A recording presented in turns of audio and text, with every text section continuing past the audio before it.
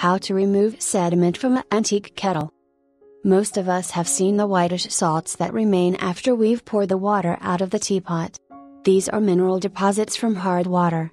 By following these easy steps, you will be able to remove sediment from your kettle. Things you'll need: white vinegar, water, salt, soft dishcloth. How to remove sediment from an antique kettle. Fill the kettle halfway with 1 part water and 1 part white vinegar. Bring the kettle to a boil, lower heat and simmer for 5 minutes. Pour out liquid. Rinse and dry kettle. If spots still remain, make a paste of water and salt and rub gently into discolored area with a soft dishcloth. Rinse again and dry. If your kettle is cast iron, dry carefully and store with crumpled newspaper inside to absorb the moisture. Tips and warnings. If you are removing sediment from an electric kettle, leave the top open so the water will boil for a full 5 minutes.